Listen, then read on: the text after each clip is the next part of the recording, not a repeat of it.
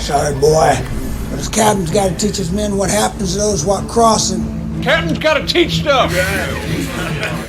Good morning from the Batcave. It is Thursday, July 17th, 2025, and you guys are going to nerd out with me on genealogies for an hour or two. I was doing a bunch of research on serpent, by the way, and suddenly I just got struck with the idea to revisit the Book of Judges and try to figure out how you align the Samson and Hercules with the destruction of Troy and the stuff that's going on in Israel with the stuff that seems to be matching the archaeological record for the destructions of Troy.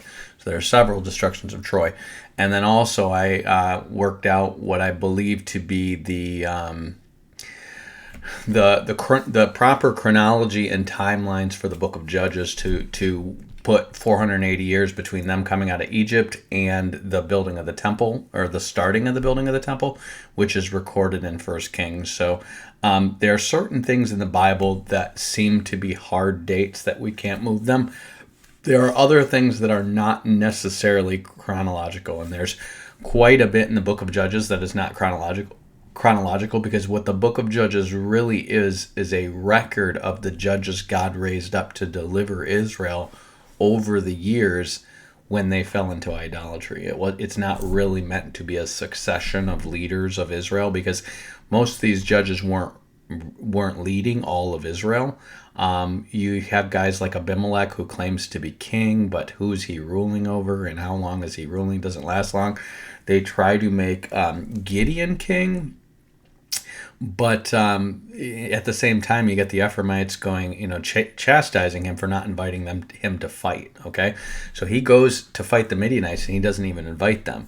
After that, we have the people of the Gileadites fighting the Moabites, and the Ephraimites are like, "Why didn't you invite us to come help you?" And they have a civil war over this. So it's very clear that there's multiple enemies of Israel coming from multiple directions, and there's multiple judges delivering them from these different directions. And so a lot of this stuff is concurrent.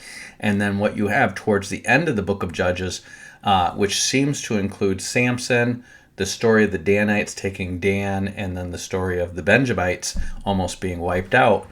All of those seem to be earlier in the narrative, and it doesn't line up with anything else if you try to make the dates work. So I put these where I believe they go. Again, I believe all these narratives are true, but the text doesn't necessarily say they're one after another. And I'm going to show you where the text does say they're one after another, and then take those ones where it's not necessarily saying that and put them where I think they belong. So we're going to start from the beginning here. So Joshua is going to... we're going to use the 1446 BCE date, because that is the date that works for Shishak's invasion of Rehoboam's kingdom. Okay, that seems to be pretty fixed. The actual the king name, the king of Israel at the time, what he does, the cities he invades, and then how basically the Jews pay him off and go to tribute for him to get him to not take over Jerusalem completely. All that seems to align. So the date they have for that, which seems to be pretty well attested, is 1446 BCE.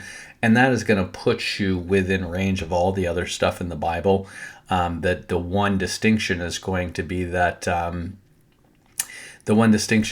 going to have to remove about 40 years from the history of the kings, which we know there's certain kings that overlap, because one's got leprosy, so that removes like 24 years. So all we got to do is find 16 years of overlap, and it shouldn't be too hard to find when you've got like, a dozen. I think there's 14 kings listed. So all you need to do is find a year of overlap about between each of these kings, and you go, okay, well there's the remainder. So I would expect, because David put Solomon on the throne while he is still alive, I would suspect there's similar things going on with the other kings. They're dying of old age, and they're putting their son on the throne, and they're still alive for a little bit while their son is reigning as king. And so you've got to overlap between each of them. So we've got pretty well-attested stuff right in the Bible that kind of thing happens, and it shouldn't be hard to erase 40 years in approximation. So that being said, we have a 1446 Exodus date. They're going to spend 40 years wandering in the wilderness, so that is going to take you to 1406 when they go into the Promised Land. Joshua is going to be 90 when they enter in the promised land, and he is going to die 20 years later. So that's 1386 when Joshua dies. So this takes you to the beginning of the book of Judges in 1386. And based on that 1446 date, we have 966 when Solomon starts building the temple. So we've got 1386 to 966. That is a period of 420 years exactly. I think I'm probably, if my math is right. So 420 years we're trying to work out in the entire book of Judges, and we've got a lot of timestamps in the book of Judges. We also got this very sure thing in the days of Jephthah, because when he fights the Ammonites over the land that they took from Og, king of Bashan, he makes a point. He says, 300 years ago we took this land, and you guys didn't make a claim on it back then, so why are you making a claim on it now? Okay, well, 300 years could be an approximation. I don't think it is. I think it's actually 300 years later. And so we have, we're going to line Jephthah up as a hard date, and we have a lot of stuff around them that makes it clear that some of these guys are concurrent. So what you have here, and I've moved Samson up here, and I'll tell you why in a bit, but what you have is most of the stuff in the book of Judges from Othniel down to Jephthah is pretty much chronological. The only difference is, and we're going to show you the proofs of this, is that Shamgar is going to be during this 80 years of peace under Ehud. He delivers them for the Philistines. And then Deborah is going to remark that in the days of Shamgar, that's when they start getting into idolatry again, and that leads them to be oppressed by the kingdom of Hazor. It's basically a Canaanite kingdom of Hazor for 20 years, and then she and Barak are going to deliver them from that. So we see 1240, and then we've got 20 years of oppression, and then 40 years of peace after that. That's going to take them to 1180. So just for reference, the invasion of the Sea Peoples began around 1200. Okay, now this is approximate, but it's somewhere in the period of the peace with Deborah and Barak, when she's claiming that the Danites won't get off their ships, that we have the Sea Peoples invasions beginning. And I'm going to suggest that the main people who are leading the Sea Peoples invasions are the Denyen. Okay, that's the Danites. Okay, so this aligns perfectly with the Sea Peoples. Okay, and we're going to find out why they were doing what they were doing and why they're all up in the north, and then they eventually get going by sea, and then they're going to eventually be involved with the taking of Crete, because these were all old Danite cities. In fact, the Greeks even account these cities, the cities of Thebes, Knossos, and Crete. So Thebes is going to be kind of near Athens, Thebes, Greece, and then Mycenae and Argos on the Peloponnesian Peninsula to be cities that were established by the Danans. Okay. And it seems to be that the Tuatha De Danann who invade Ireland are all part of these Danans who started these four cities. And these Tuatha De Danann might have invaded Ireland during the time when the Danites established these cities, because the Tuatha De Danann are said to come from four great cities. And that seems to be the four cities that the Danites established while they were friendly with the Egyptians. And that makes sense because Crete gets taken over by Egyptians, and it's called Kaft by the Egyptians, which the Kaftarim are the Egyptians who, they had a city named Kaft, and they have a Thebes in Egypt just south of Kaft, which seems to be the capital they established after Joseph took over. So you have Kaft in Crete and Thebes in Greece, and then you have Kaft in the middle of Egypt and Thebes right below that, and those seem to be the headquarters of the Coptic ruling tribe of Egypt and the Israelites in both places. Okay, so it makes sense that they're going to have trade networks all the way up there, because what they are doing is they're trying to cordon off the bronze basically the bronze trade from their main rival, which is the Hittites. And so what they're doing is they're going all the way up to Greece, and they're eventually going to go over to Troy. But they're basically holding the routes between Crete, Alicia, which is Cyprus, and then the tin mines of Cornwall. So it's the Tuatha De Danann over here doing this, it's the Danites in the middle doing this, and then the Egyptians it's basically the Philistines, which are a tribe of the Egyptians, are holding Crete and Cyprus. So the Danites and the Philistines were frenemies from the get-go. And then it's going to be during this time that the Philistines, we know the Philistines are there from the time of Abraham, but the Philistines actually, it's said in the book of Numbers that they come to the cities of Philistia, or Moses records that they came to Philistia and they destroyed the Avims, which are a tribe of giants that are there. So we know of all the places that the giants are, these Avims are still there when Joshua's done, because it's going to say at the end of Joshua or at the beginning of Judges that it calls them Avites here, but they're called Avim in Deuteronomy, but it's the same word in Hebrew. But if you go to Joshua 13, it says, from Sihor, which is before Egypt, into the borders of Ekron northward, which is counted to the Canaanite, 5 lords of the Philistines, the Gazite, so there's Gaza, Ashdod, Ashkelon, Gath, and Ekron, also the Avites, okay? So, and then you see in 1 Kings, it says, and the Avites made Nibhaz and Tartak, and the Sepharvites burned the children in fire to Amberlam, Adramelech, and Anamelech, the gods of the Sepharvim. So I don't know who the Sepharvim are, but the Avites among them are Nephilim. And it seems like these Nephilim are the ones who are teaching these Sepharvites. Oh, I'm sorry, the Sepharvim are down in Yemen, it looks like. But anyways, these people, these are the ones who are sacrificing babies, and then these Avims. So if we go down to Joshua, it says you see Avim, Para, and Orpha. So if you watch the David movie, the mother to the giants is Orpah, and because of that, they have this rumor, because Ruth's sister is named Orpha, that the Talmud has this rumor that it's the same Orpah who's the mother of giants. Now that's not true. It doesn't make sense. It doesn't work out. But notice you have Beth Arba and Bethel. This is the area where they kicked out these giants. And then you have a city called Avim and a city called Para and a city called Orpha. It's out of this that they come up with the idea that Orpha is the mother of these giants. This is, again, Jewish conjecture from who knows when. There's not really much to it, but you just see Avim next to it.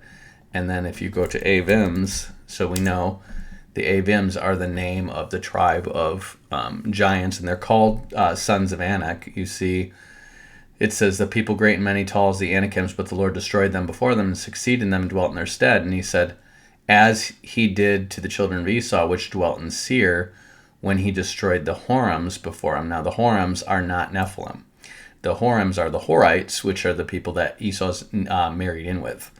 But they essentially destroy them all, and the Amalekites are descended from them. He says, they succeeded them and dwelt in their stead even to this day.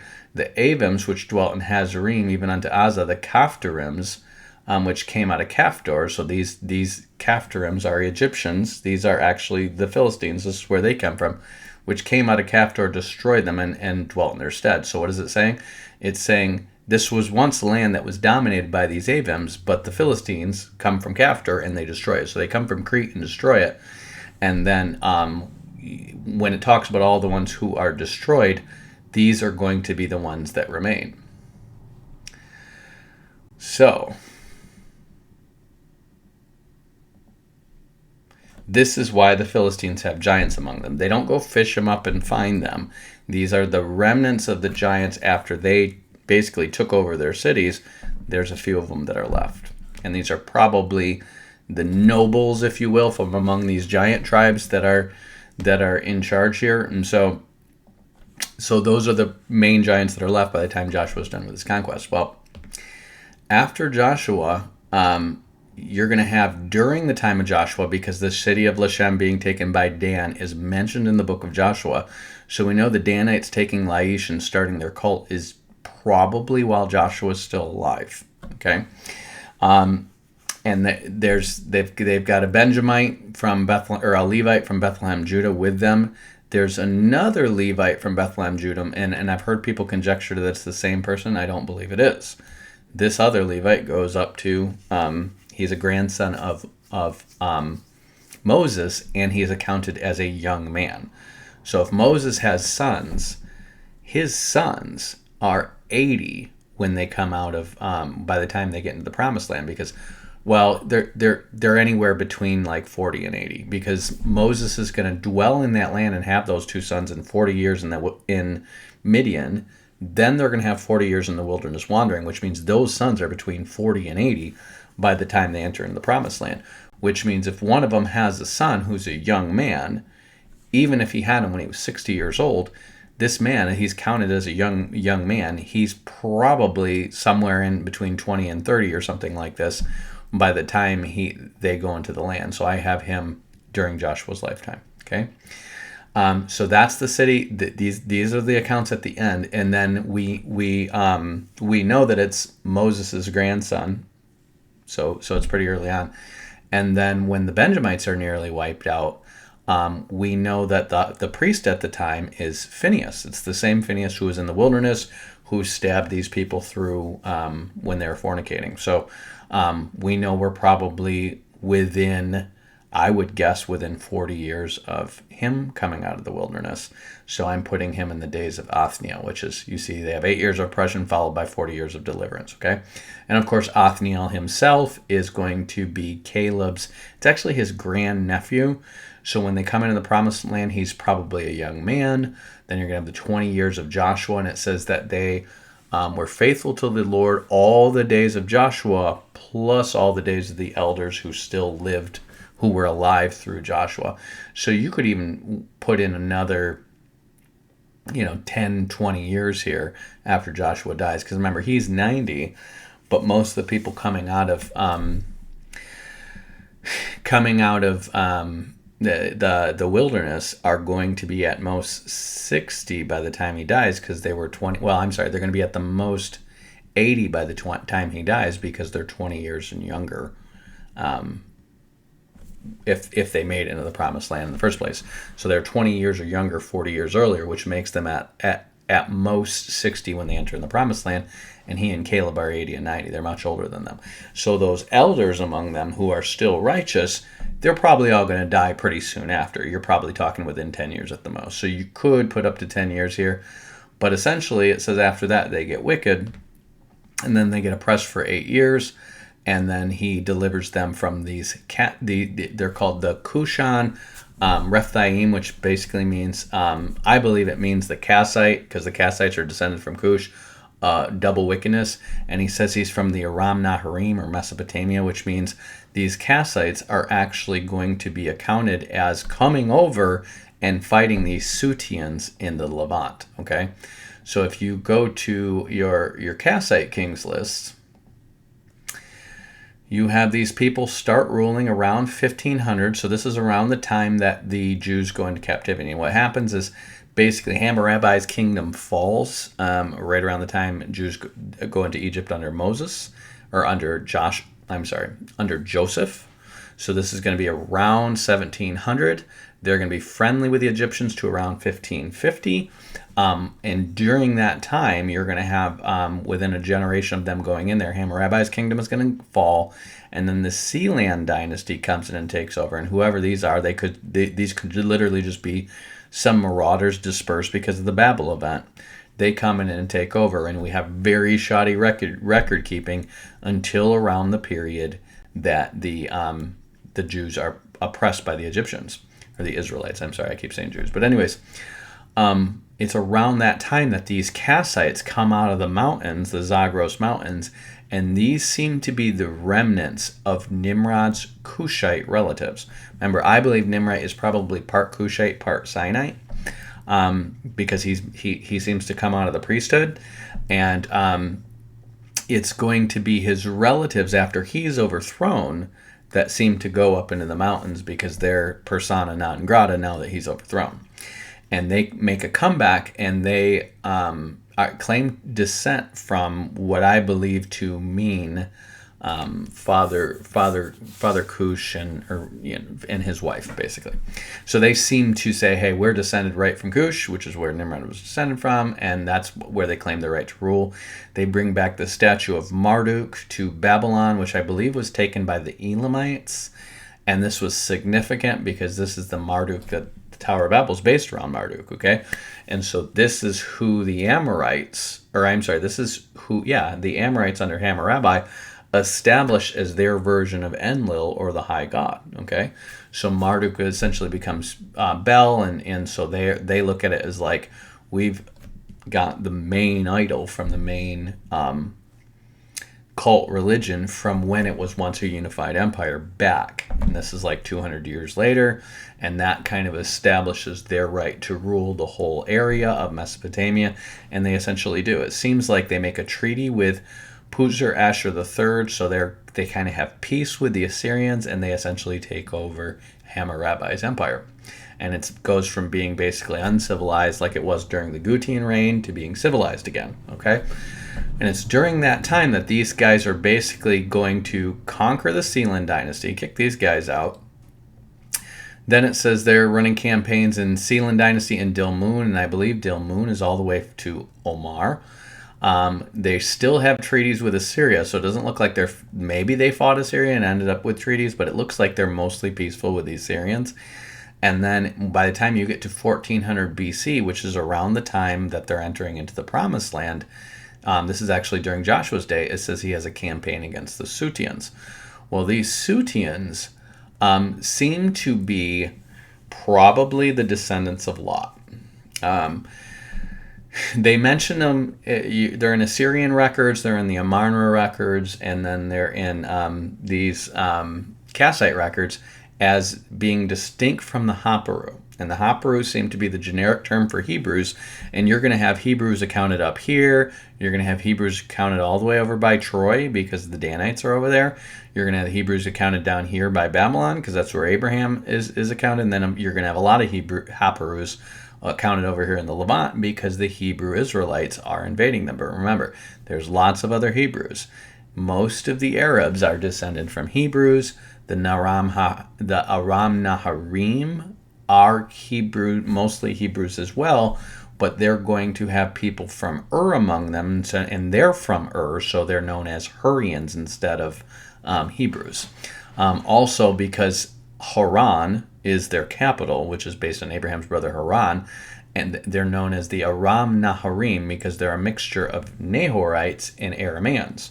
So they're Aram Naharim, and Naharim also means the river. It can mean rivers, plural, and so they're between the rivers, and it's Mesopotamia in Greek that means in the midst of the rivers. So Naharim means rivers. It also is what Nahor's name is. And so when the Greeks come here and they have these people and they say, what does Naharim mean? It means rivers. Okay, well, that's true. They don't remember an ancient guy named Nahor. He's only in the Bible. And so they're going to think, well, Naharim must mean between the rivers. Therefore, we're going to call this name in Mesopotamia. Meso means in the midst of the rivers, so between the rivers. And then that's how it gets translated in the Bible as Mesopotamia. Okay, but it's this region up here. If you see the Khabur River right here, and then the Euphrates River, that's basically where they dwell between the rivers, or more generally between the Tigris and the Euphrates, but it's mostly right here. And so these are going to be your Hurrian people of Ur, or the Aram Naharim, or the Egyptians call them the Mitanni Naharim, and Mitanni means like marriage alliance. So this is who the Israelites who are friendly with them have marriage alliances with them, and that's why they establish Carchemish up here and Byblos down here, so they can bypass the Amorites and trade with them. Makes sense. This is where they're getting their sickle swords. This is where they're getting their chariots and horses. And it's from that they learn to develop their own sickle swords, and they want to take over the bronze trade. And so they start, if you see where they are up here, they're going to go just over here to Cyprus, and then they're going to get Crete. They're going to get all that with the help of the Israelites. So Othniel is going to go fight these Kassites who seem to be now reigning over the Naharim, which makes sense. Hammurabi reigned over them, Nimrod reigned over them, and that's where they come from to attack into the Levant. And they managed to oppress them for 8 years, because they're probably trying to oppress the children of Lot, and the Jews get wrapped up in that because it's the Sutians that they end up fighting. Now, my theory on why they call them Sutians is because Set or Seth seems to be who the Israelites venerate in terms of an ancestor, because it's Seth, the son of Adam. And of course, to the Egyptians, that's Set, the son of Atum. Okay, so Atum was an early name before the sun god starts being called Ra. They merge him with Adam to become Atum, and Set or Seth seems to be the assistant to Ra or Atum, and in fighting the serpent, which makes sense because you have Seth, the son of Adam, is where the priesthood comes from, and then you have the warrior clan, which is the Canaanites, because they start with murderers, and what you end up having is these distinguished by the red crown and the white crown. And the first guy to wear the dual red crown and white crown was Adam, because he was over the Canaanites and the Sethites. One represents the priesthood, one represents the warriors. And it's this motif that is going to become the beginnings of the later caste system, where you have a warrior class and a priestly class at the top, because that was a reflection of the original duality or dichotomy between the Canaanites and the Sethites, which is going to reemerge between, the warrior Nimrod and the priest Melchizedek. And it's going to basically, he's going to be conquered by Japheth, who's the warrior, and Melchizedek, who is the priest. And it's these people, one is a warrior, one who's a priest, is this motif of these divine twins that you're going to find all over the Proto-Indo-Europeans, or the Japhethites, okay?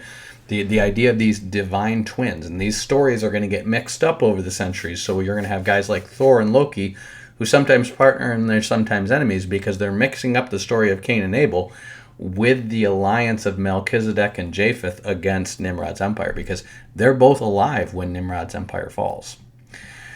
So it seems like they're organizing the Gutians, and then he's organizing the Amorites for the most part. But the Amorites are also going to be allies with all these Semites. They're going to end up speaking Semitic languages because they're mixed in and married in with all the Semites. So anyways, that's way back in the day. Now Othniel is basically going to defeat the Kassites, and he bands all of Israel together to do this. Because remember, this is Othniel, the grandnephew of Caleb. Israel is still pretty united during this time. And so he's going to band them all together. They're going to stop these guys, and the Kassites are going to go into decline after this. They're still going to stay in power in Babylon till around the time of King Saul, but they stop projecting power any further from where they are, and they just slowly go into decline until they're eventually going to fall to, I believe, the Chaldeans. I believe it's either the Assyrians or the Chaldeans that are going to take over Babylon eventually. So yeah, I believe it's the Assyrians first, and then the Chaldeans come. So the Assyrians are eventually going to take over their territory, and then the Assyrians are going to start to rise down here when Solomon's king, and then they're going to eventually take over Israel as well. So during this time, you're going to have the Benjamites nearly wiped out.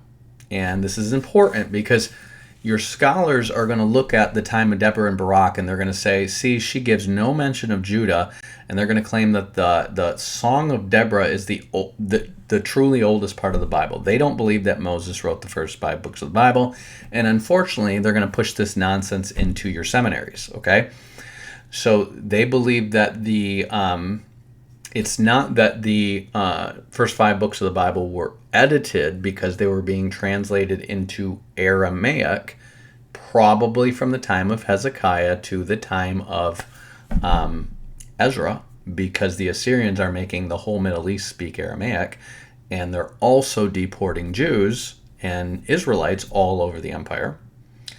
Makes sense that they're going to start to have Bible translations appear in Aramaic. Well, when they have these Bible translations appearing in Aramaic, they're going to update a lot of the city names to what they're known during that time. Okay, well, your scholars are going to look at this and be like, no, they're just writing the Bible for the first time. They're making it up. Okay, it's nonsense, it's garbage, it's bullcrap. But what they're going to say is the real oldest thing in the Bible is the Song of Deborah and Barak, and it doesn't mention the Jews at all. Therefore, the Jews were just this tiny little tribe who made this stuff up. Well, this is not true at all, because if you see what happens here, we want to remember Othniel was a Judahite, and Othniel is leading them against the Kassites, which means if they were taking losses in the armies, the Judahites are going to take the biggest losses.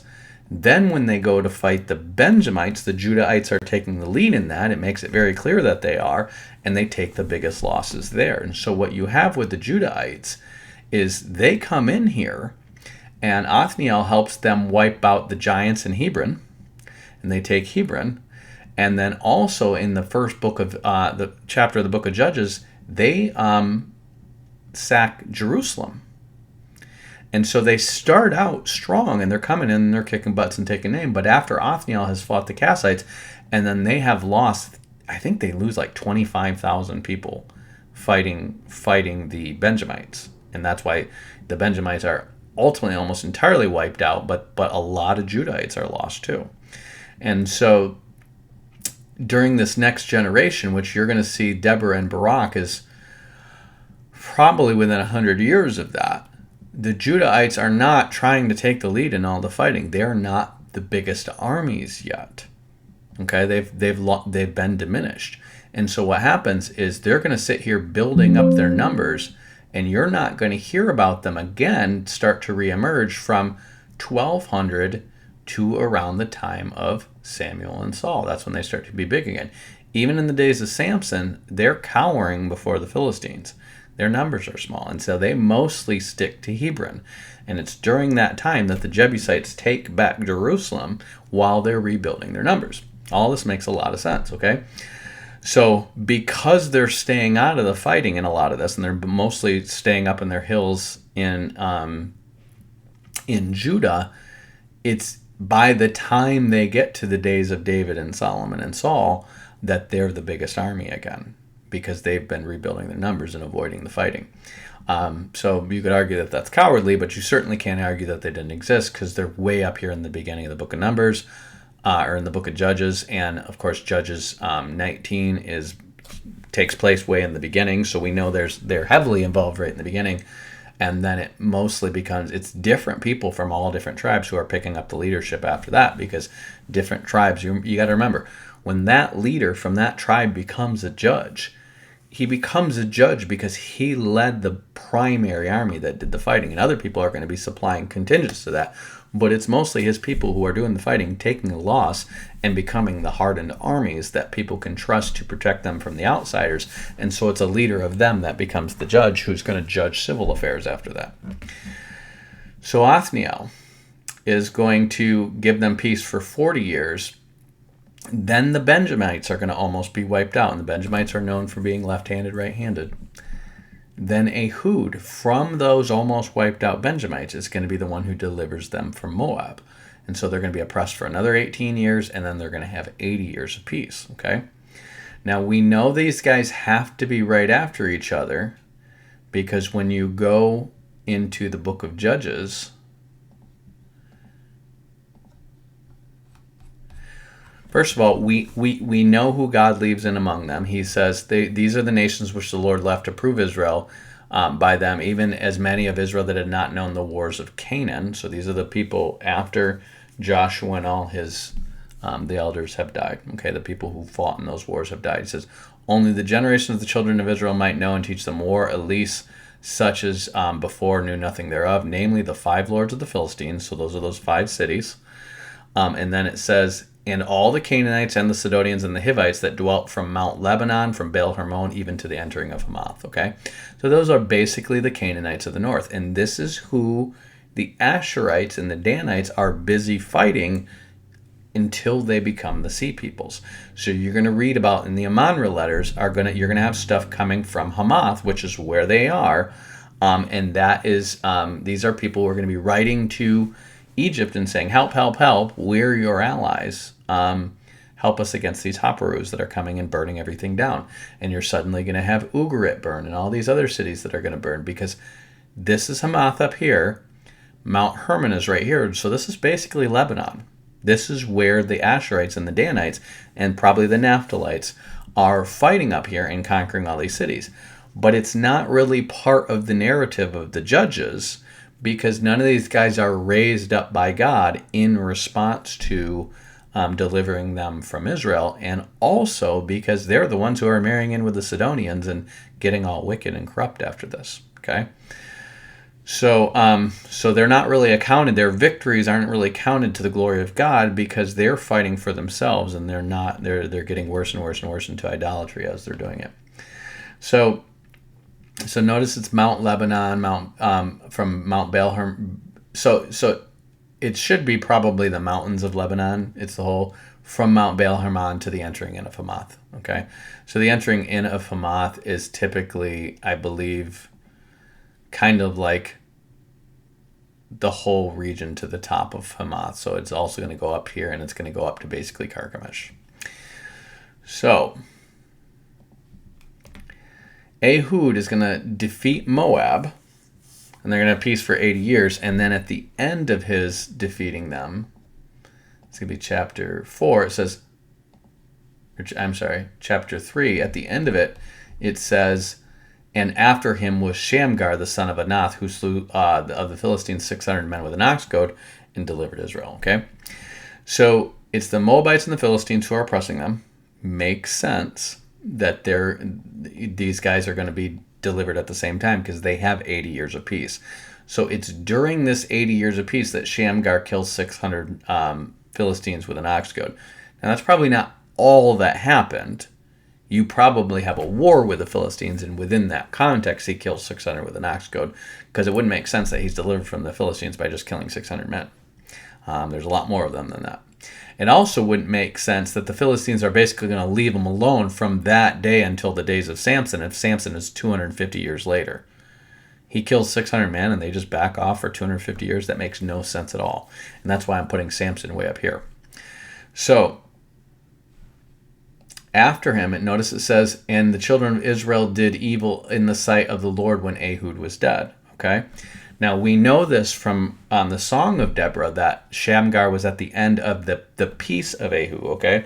Because it says they did evil again in the sight of the Lord when Ehud was dead. Well, Ehud, it says, gives them peace for 80 years. That doesn't mean he's alive for the whole 80 years. That just means they have peace from the time he defeats his enemies for 80 years after this. So after he's dead, toward the end of that 80 years, they start getting into idolatry again. Well, when we get to the Song of Deborah, which is in chapter 5, we see Deborah say to them, in the days of Shamgar, the son of Anath. So that's the guy who is delivering them from the Philistines in the days of Ehud. It says, in the days of Jael. So Jael is the woman who kills the general. So we know that these guys are both alive. It says the highways were unoccupied and the travels walked through byways. The inhabitants of the villages ceased, and they ceased in Israel. That I, Deborah, arose, I arose in a mother and in Israel. Well, why are the highways ceased? And the answer is because the kingdom of Hamath has 600 chariots, and they're running the highways. So the Israelites, they're oppressing the Israelites. They're probably forcing them to pay a toll if they're running on the main roads. And they are controlling the roads between Egypt and Carchemish. They've got the highways. They've got the main roads because they have the chariots, okay? You can't stop these guys because who knows how many chariots are coming, and these guys can shoot bows and arrows and chuck spears and be gone before you can deal with them. And so if they're passing on those roads at all, they are paying probably heavy tolls. But what it seems like it's saying, it says the travelers walked through the byways. In other words, they're not able to travel on the main roads. They're only able to travel on the byways, the country roads, okay? So it says the inhabitants of the villages ceased. They ceased in Israel until that I, Deborah, arose, a mother in Israel. So what's happening? They're occupying most of the cities, and it's probably during this time that the Jebusites retake Jerusalem, okay? So they've got the cities, and they're pushed. The Israelites are pushed into the countryside. So it's not like there's enough of them to go and oppress all of Israel and take over, wipe them out or push them out of the land or anything. But they are controlling the roads. So it says they chose new gods. Then was war in the gates. So in other words, this is where they're starting to worship other gods during the end of Ehud's life after he dies, and then it says. There was war on the gates. That's when their cities basically got conquered. So they're running. And then it says, was there a shield or a spear seen among 40,000 in Israel? So in other words, the Israelites are disunited. Remember, they have had 80 years of peace. And so what are they not doing? They're not training up armies. They're not united. They're living probably gluttonous, lazy lives, and they're thinking they've got it made. And then these guys come up with their 80 chariots. Well, what happened? Well, if you look at Hazor, it's mentioned in Joshua. It said, and it came to pass when Jabin, the king of Hazor, heard of these things, he sent to Jobab, the king of Madon, the king of Shimron, the king of Akshaph. That is the main city that they defeat when at the end of Joshua's campaign. So that is his main northern campaign. At the end, here is Hazor, okay? Notice it's right here by the Sea of Galilee. So Hamath is up here. It's to the north. Joshua never went up there, okay? And so if you see Hamath, you see the city Amar and Katna. These are old Amorite cities. You see Hamath Zoda, you see Kadesh. So it's in this area up here that the Danites are going to start to take over and burn all this stuff. This is when the Sea Peoples rise up, when Deborah and Barak are defeating these armies of Hamath, okay? They're not going to be involved in the main fighting. They're going to be taking advantage of the fact that all these hundreds of chariots in their armies are busy fighting Deborah and Barak, and they're going to go up here and start taking all this over and burning it down, okay? So it's not that they're not involved in the fighting. They're just not involved in the fighting in Israel. They're taking up over this other land. So Hamath is over here. You see Amar up here, and if you go up river a bit, you're going to have Carchemish up here. You see Gebal and Sidon. You see Ugarit. That's going to be one of the cities that they destroyed. Well, if Hamath had 600 chariots and Ugarit was an ally, why are they not helping Ugarit?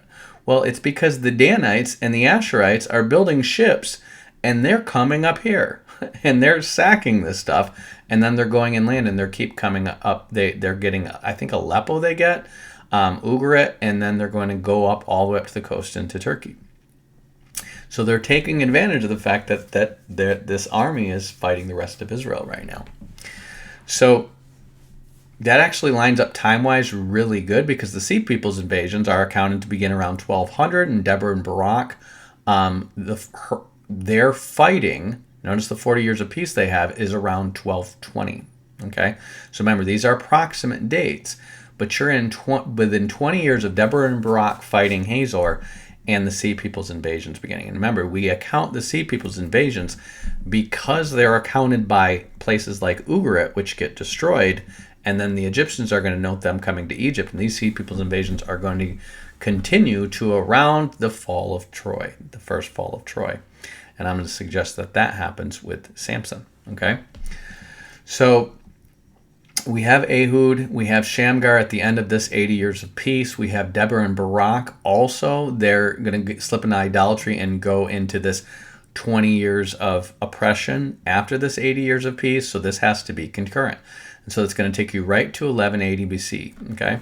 And this is where a bunch of stuff's going to line up. Gideon's going to line up with that, and Samson's going to line up with that. They're just in different parts of Israel.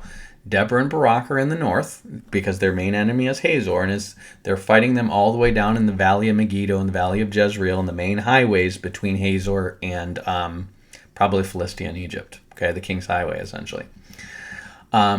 Gideon is going to be fighting the Midianites, but it says they're also being attacked by the Amalekites, and we're going to find out that Deborah accounts the Ephraimites as fighting the Amalekites, while Gideon, who is of the Manassites, is fighting one's fighting the Amalekites, one's fighting the Midianites. So if we go back to the Song of Deborah, we see they tell you what everybody else is doing. They say, Deborah, awake, utter, Barak, and lead the captivity captive, thou son of Abinoam. Notice he says, lead the captivity captive. This is the same line that Jesus is using, or Paul is using regarding Jesus in Ephesians. So he says he led captivity captive. Well, they're saying Barak's going to lead captivity captive. What does it mean? It means he's leading the captives out of captivity. That's what it means. Lead the captivity that was captive. So in other words, they were under the dominion of the Canaanites. So they were their captives. And he is leading the captivity that was captive. Okay? He is raising an army out of them. Just like Jesus, we were captive to Satan's dominion, and Jesus is leading the captivity captive. Okay? And he's also referring to those he leads out of Hades into heaven, basically. So anyways, it says, then he made him that remains to have dominion over the nobles among the people. The Lord made him to have dominion over the mighty. So you see how Barak is kind of a foretype of phrase here? Then it says, out of Ephraim there is a root of them against Amalek. So where were they? They were fighting Amalek at the time, okay? They're fighting in the north against the Canaanites. They're fighting in the south against the Amalekites. So if we look at the a root, it says a root, bottom, deep, heel, root. What does that probably mean? It probably means the core of their armies was fighting Amalek at the time. Then it says, Benjamin among thy people, out of Machir came down governors, and out of Zebulun they that handled the pen of the writer. So it seems like Zebulun was known for its scribes, and they came. Machir, which is going to be, I believe he's a Manassite. Let me double check here.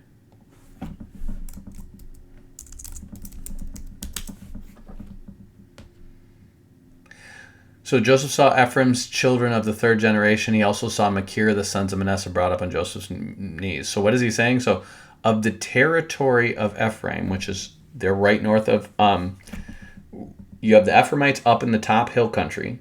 This is going to be ultimately where Samaria is going to be. And then you're going to have, to the immediate north of them is the Manassites, to the immediate south of them is going to be the Benjamites. It's saying that Machir, which is the Manassites, came down. The leaders of Machir came down. And out of the scribes out of Zebulun, which are just north of the Manassites, came down with some of the Ephraimites, where the core of them were fighting Amalek. That's what they're saying. So the Benjamites, Manassites, Zebulunites, let's look at the map of Israel.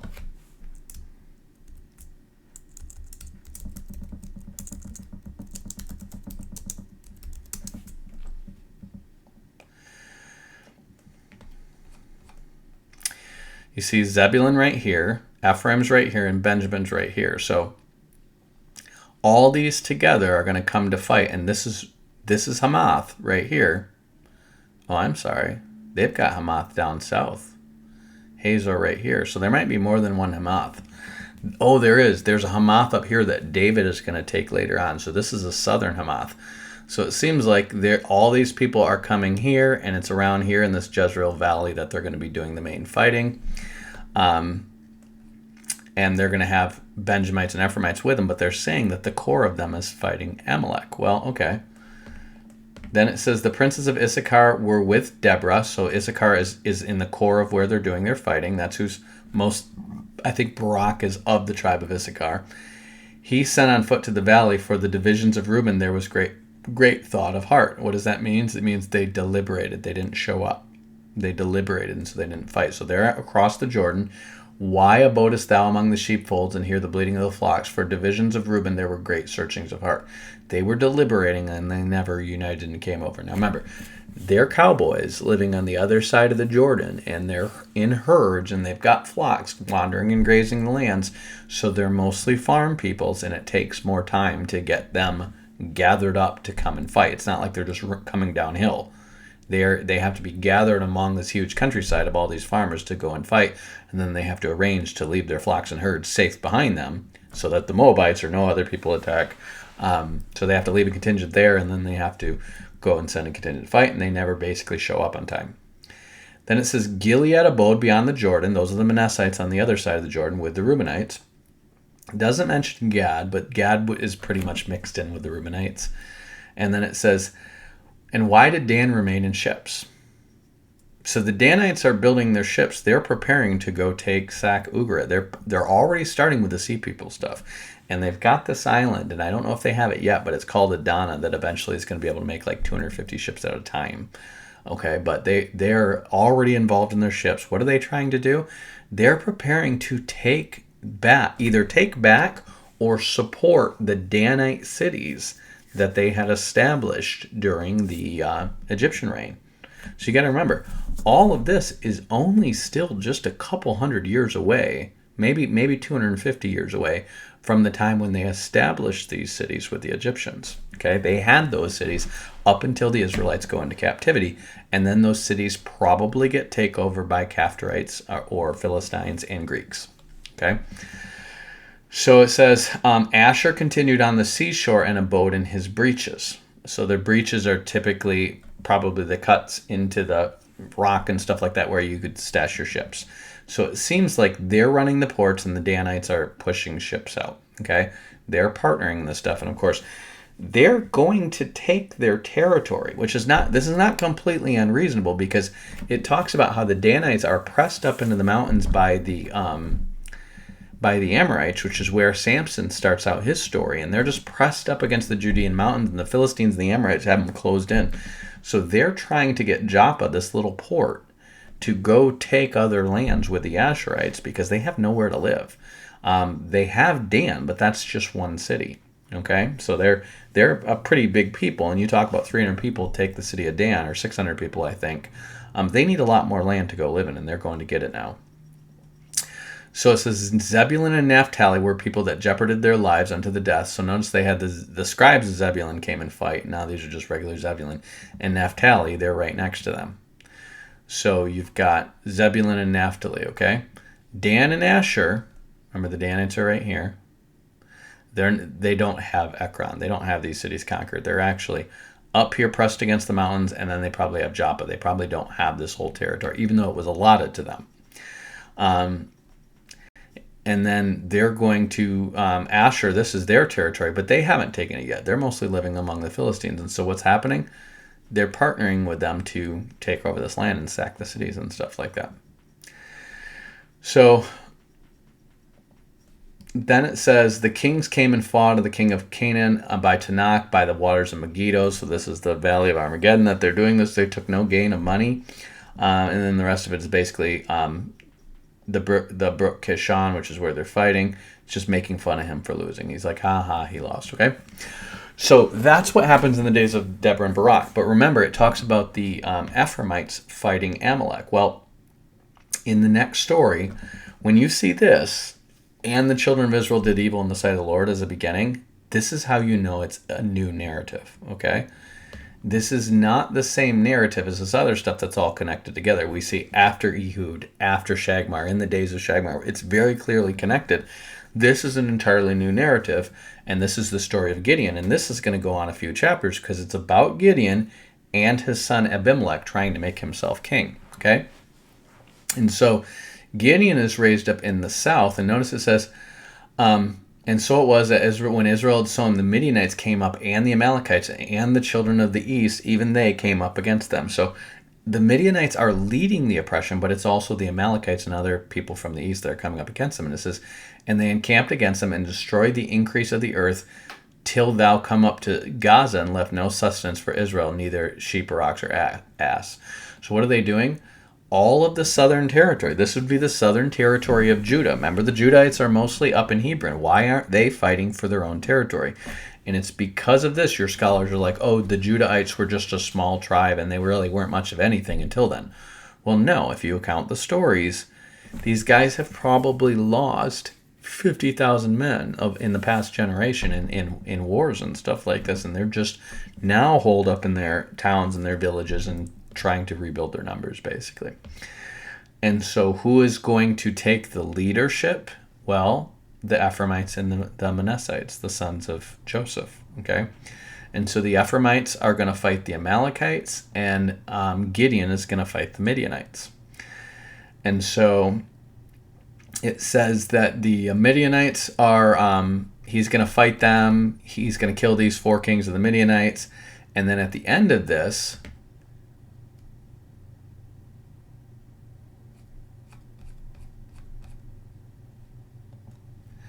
it says, and the man of Ephraim said unto him, why hast thou served us thus, and thou hast not called us when you went to fight with the Midianites. So the Ephraimites are armed and ready to go.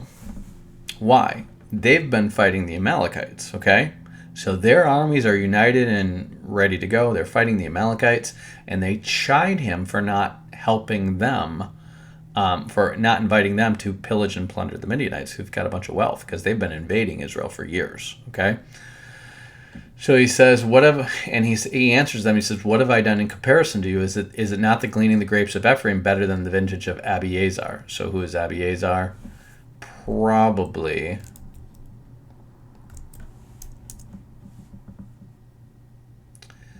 for the children of Abiezer and the children of Helek. So he's basically saying, "Don't you guys have better lands than us already?" They're in the lowlands. They're not doing bad. But the Ephraimites have the high country and the most secure country, which means they're less likely to be invaded because they're in the highlands. They're less likely to be plundered.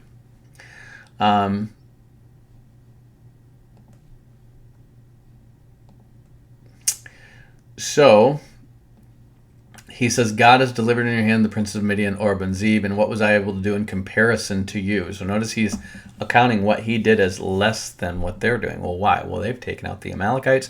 They've also been involved in Deborah and Barak's wars. And he says, then their anger was abated towards them when he said that. So in other words, it's not just the plunder, it's the glory, okay? Because they are considered the tribe of the sons of Joseph that are destined to produce kings, okay? So they see themselves as the superior tribe, and here's their Manasseh is the older brother, but he's not supposed to be the one on top because of Jacob's blessing, okay? So you're going to find 40 years of peace after Gideon and 40 years of peace after Deborah and Barak, and you're going to line those up. That's concurrent, okay? So again, this is again going to take you see, for the end of Shagmar and Ehud, 1240. For the end of Deborah and Barak's peace, that's 60 years later. That's 1180, okay? Just so you know, it's around this time that Troy gets sacked. And it's going to get sacked twice, 1180 and around 1050 it's going to get sacked again, okay?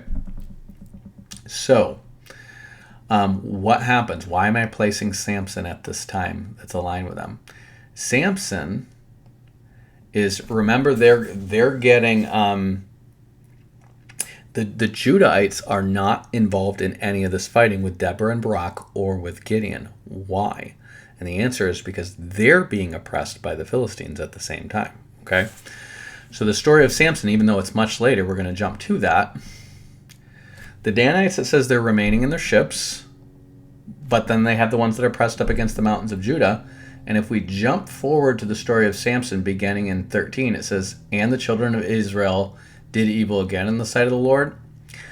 This, again, is not supposed to be here.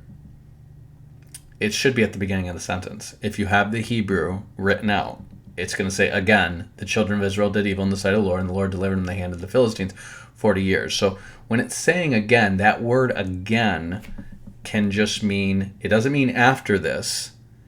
It can mean continually or in addition or again, okay? It doesn't mean afterward. It's not. It can mean a succession that continues after that. So continually. But the point is it's not way over here. It's not like they did evil again after the stuff that was before this. So we're going to walk through the stuff that was before this and then jump to Samson, okay? What you have at the end of Gideon is his son tries to take over. So after the end of his life, his son tries to take over and become king, and then he dies. All that stuff seems to happen pretty quick. It doesn't seem to be like this years of oppression or anything like this.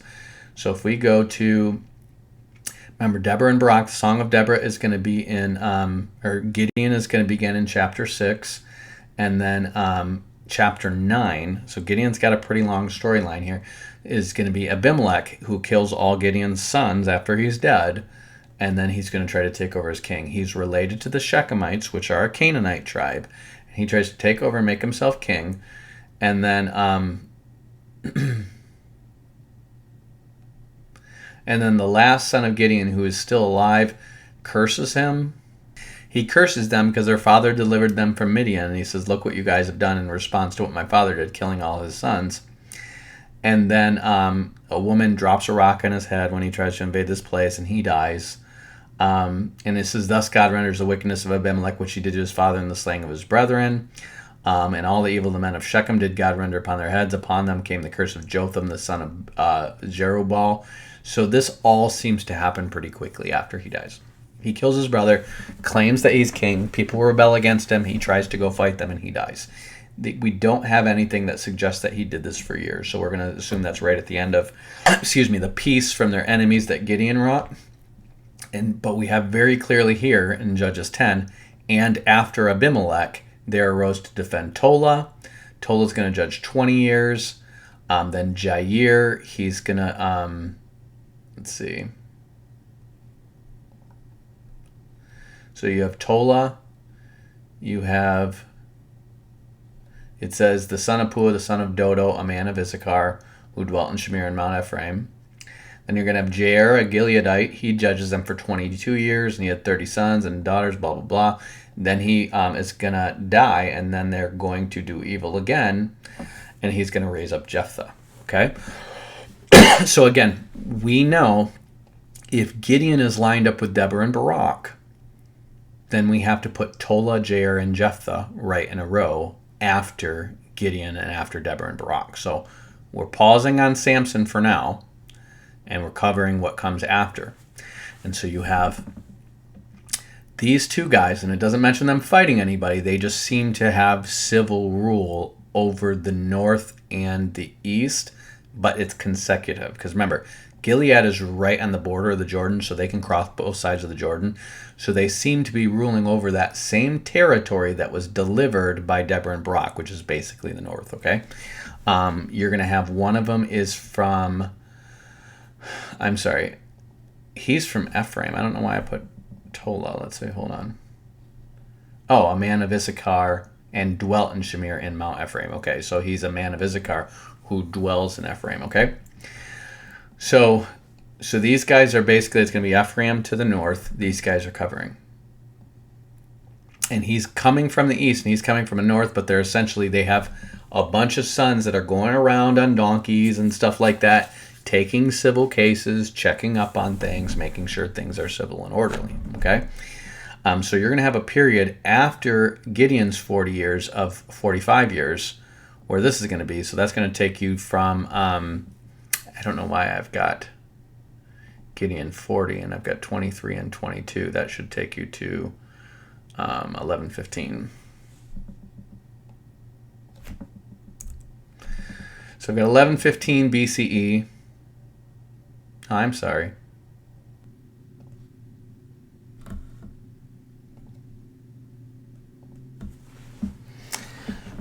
So it's during Jephthah, so it's going to be 18 years after this. So you see, it's the 22 years at the end of Jair, then they're going to have 18 years of captivity, which Jephthah is going to deliver them out of. Now, when Jephthah goes to do his fighting, he says it's been 300 years since the occupation. So you're adding 20 years back to where Joshua went into the Promised Land. You're going back to the time when Moses defeated Og, king of Bashan, and Sihon, the king of not Moab, but it's the king south of the territories of Reuben, and they're going to claim that land for the Reubenites, the Gadites, and all them, and that's what they're fighting over. It's this territory that once belonged to Moab before the Amorites took it back. Okay. Now, Jephthah is going to be 22 years, or 18 years from 35, which is going to be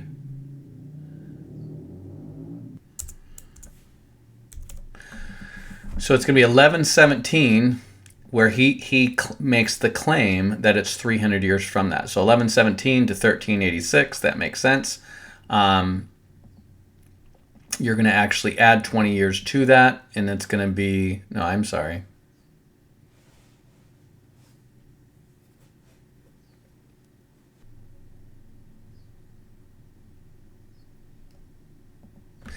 So it seems to be when he makes that claim, they're within 5-10 years of 300 years. So he's making it 300 years as a roundabout claim.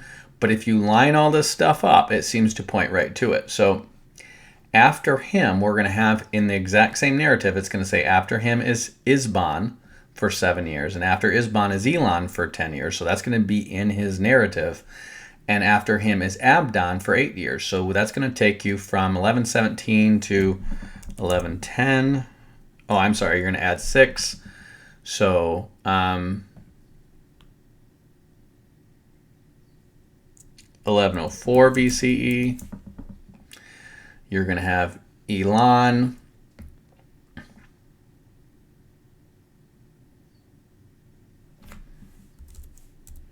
At 1094 BCE, you're going to have Abdon at 1086 BCE, and then you're going to have the death of Eli in 1080 BCE. And that's when Eli dies that Samuel starts to take over. Okay, now this is ballpark. Okay, so you see you're within 6 years of this. Now Eli, it says that he judged Israel for 40 years, but that doesn't mean he was ruling over Israel as a military judge. He's the high priest. So when they're saying he judged Israel 40 years, that was the tenure of his high priesthood. He dies as an old man. He cannot be the high priest until he cannot be a priest until he's 30. He dies as an old fat man. We know when Samuel is born, he's going to have sons who are serving the priesthood, so they have to be 30. So which means by the time Samuel's born, this guy's he's got sons that are 30. He himself is probably 50 at least. And then, so you're going to push the beginning of his reign probably back to, I would say like 40 years. So we're going to put that to 1160.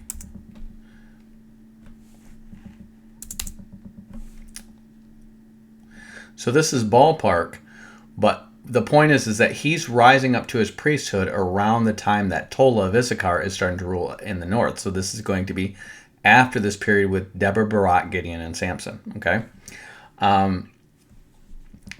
When we get to Samuel, when he finally gives them a king, he mentions these 4 people who delivered him from north, south, east, and west, and he names them as Barak, Gideon,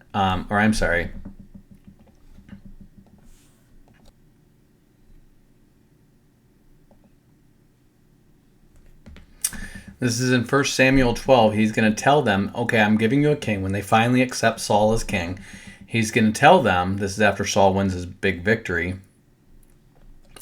He said, they forgot the Lord their God and sold him in the hands of Sisera, the captain of the host of Hazor, and to the land of the Philistines and to the hand of Moab, and they fought against them. Okay, so who's fighting the Moabites? Well, that's Ehud. Who's fighting Sisera? That's Barak. Who's fighting the Philistines? Well, you could say that is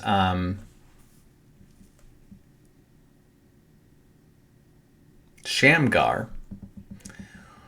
But I'm going to suggest that that's Samson, because he's going to say this. He's going to say, and they cried to the Lord, they said, we have sinned, we have forsaken the Lord, we have served the Baalim and the Ashtaroth, but now deliver out of our hands, we will save him. And he sent Jerubbaal, which is a name for Gideon, and Bedin, which is probably a name for Barak, because he mentioned Sisera, Jephthah, who's fighting the Ammonites, but the Moabites are probably with them, and then Samuel. Well, this is probably Samson, not Samuel. He's not saying himself, okay?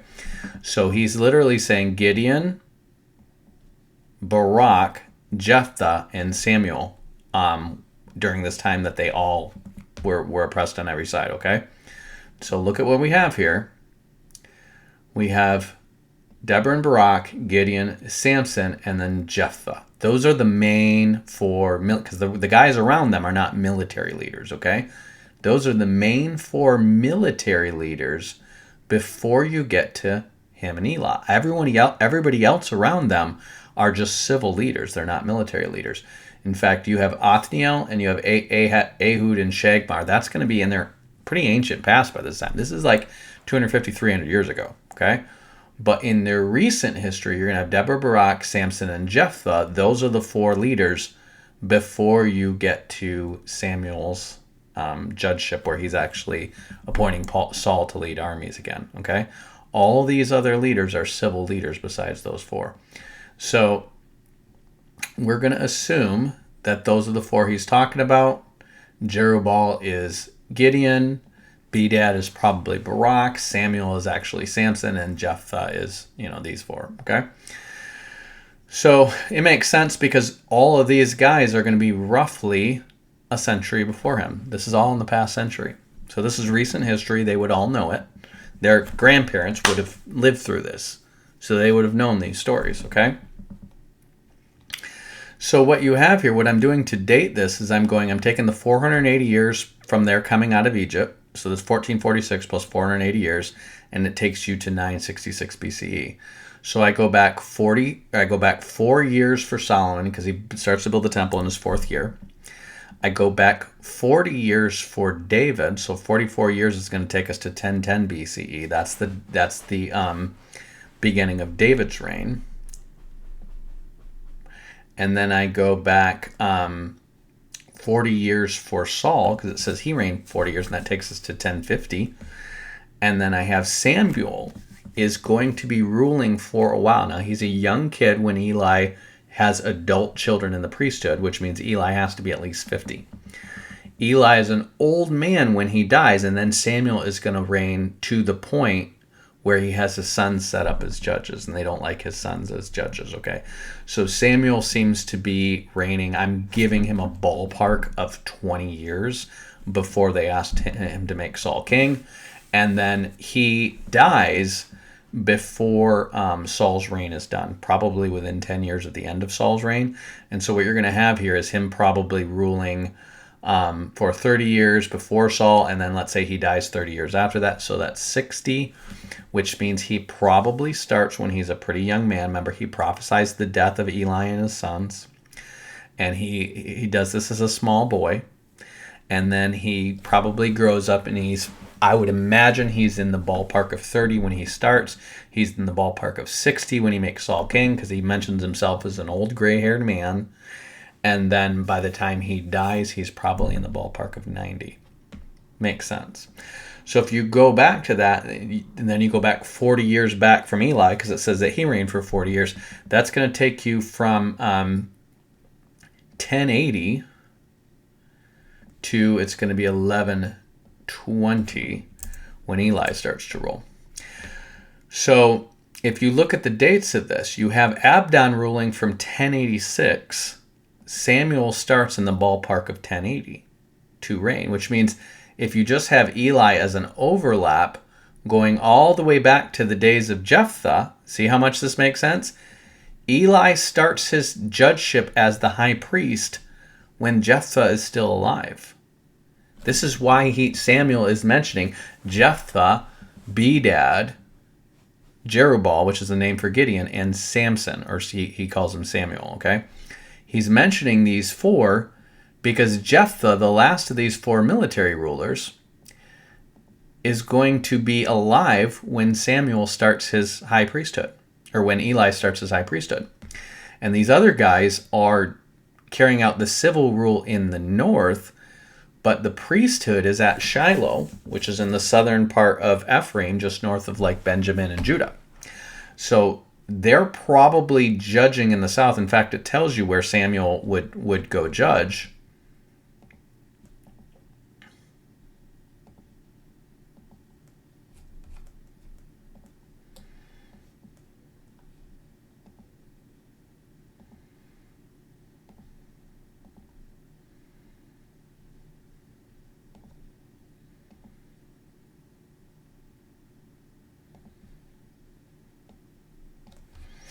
It says in 1 Samuel 7, he says, Samuel judged Israel all the days of his life, and he went from year to year to Bethel, Gilgal, and Mizpah. That's where he would go to basically act as a judge over civil affairs.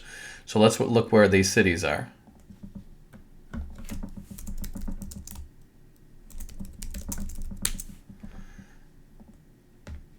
So there's Bethel. There's Mizpah. Where's Gilgal?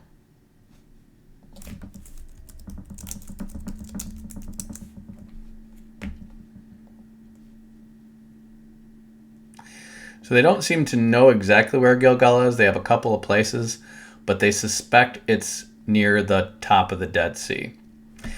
So he's Mizpah, Bethel, and Gilgal.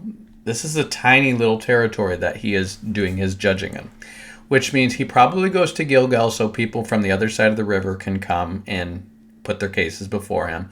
He probably goes to Bethel so people from the north can come to put the cases before him.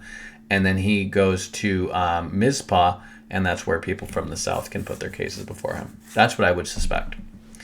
And again, he's picking up pretty much right after Abdon. I mean, he's probably, you probably have Eli dying not long after this time, because it just says he's an old man. It doesn't say what year. So this could actually be right after Abdon. So now we're going to deal with Samson. Where does Samson go? Well, we know if Samson delivers them from the Philistines, and it says he destroys their temple, remember, he's in the temple of Dagon, and he destroys them all. We can't have this be down here when they're taking the ark to the temple of Dagon. That doesn't make sense. The Philistines are defeating them and taking the ark to the temple of Dagon. So we have to place Samson somewhere else. So I placed Samson a century earlier, and this 1080 is around, we're going to have two falls of Troy. One in 1080, and then one in 1050. So this is going to be around the time during Eli's priesthood that the second fall is. And the first fall seems to be led by Samson, who is Hercules. The second fall seems to be led by the sons of Samson, also known as the Heraclides, or they're involved in it. They're not the leaders of it. It's Menelaus and Agamemnon, which that's going to be in 1050. And we have from Tatian the Assyrian, who is reading old Assyrian and Phoenician records. Remember, they ruled over Tyre and all that. That Menelaus came to visit King Hiram of Tyre after the siege of Troy, after the Trojan War.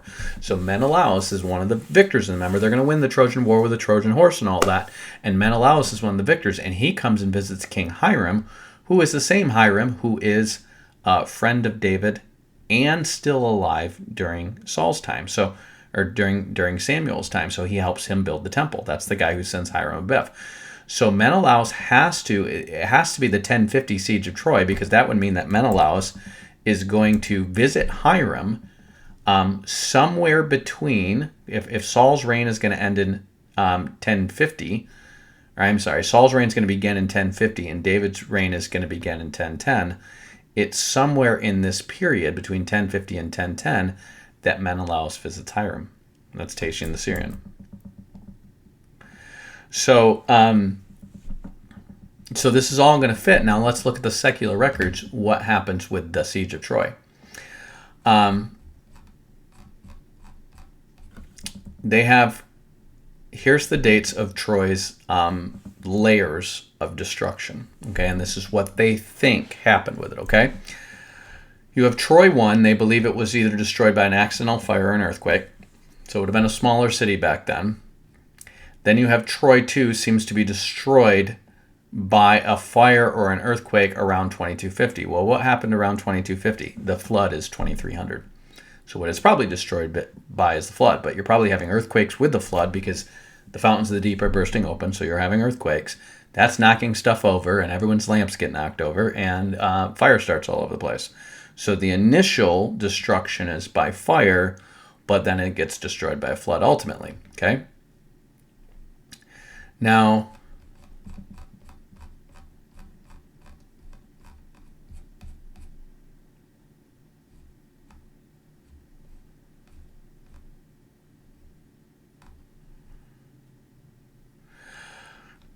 the Troy 3 through 4 period, which it seems to have evidence of a fire that took place somewhere in between this, and this could be a war. The Hittites are going to sack Troy and make it a vassal state between this time, which makes sense.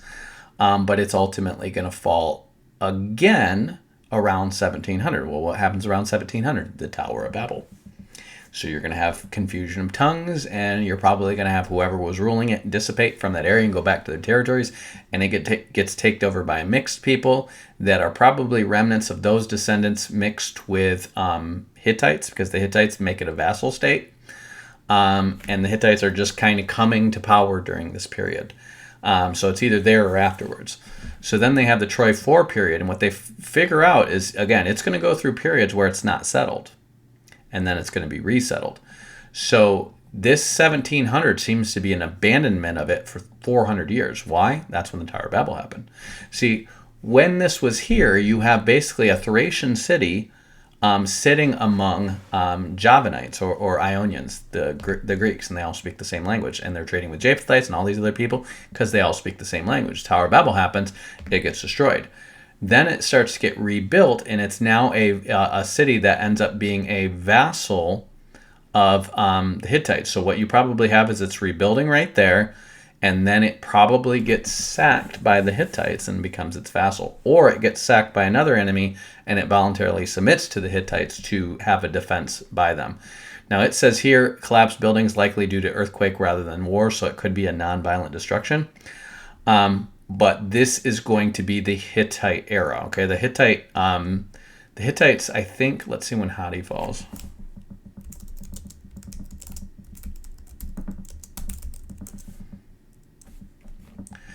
So Hattusa falls in 1200 BC. The same year the Sea Peoples are going around doing the raids and pillages. So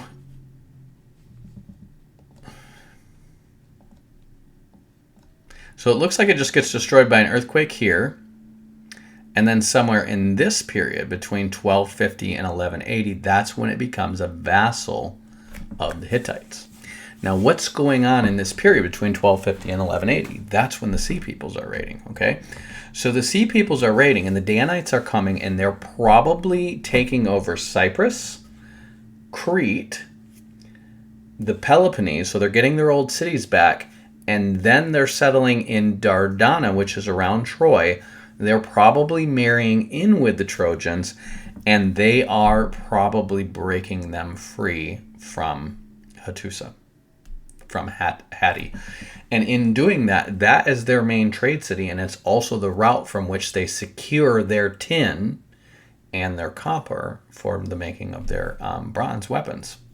And it's around that time where you realize they've lost their access to bronze that everybody starts fighting back, and that's when Hattusa gets overthrown.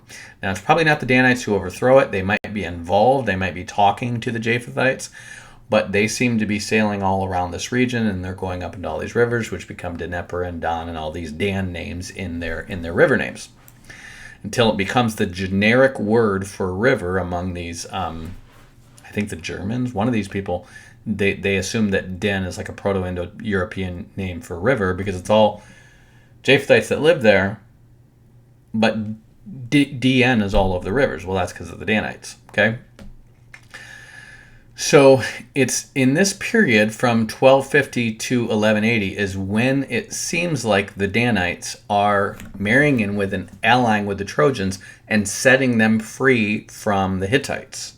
But according to Legends of Hercules, and I think this is in Homer, the whole story of Hercules being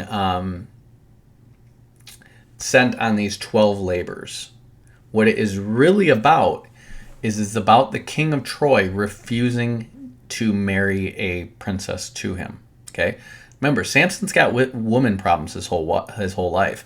His first wife of the Philistines gets murdered. Okay, well, you have one of the stories of Samson's that he kills a lion, one of the stories of Hercules is that he kills a lion, which Samson does, the Nemean lion, and then he's carrying a club and a lion's mane. That's what he's known to be dressed for.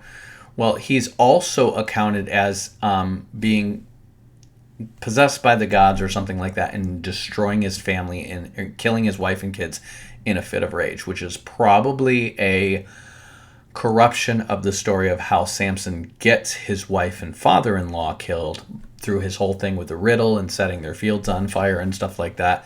And then that ultimately leads to him getting them killed, and then killing 1,000 Philistines with the jawbone of a donkey. Okay, it's after that he shows up wearing a lion's mane and a club, and he's kind of a madman.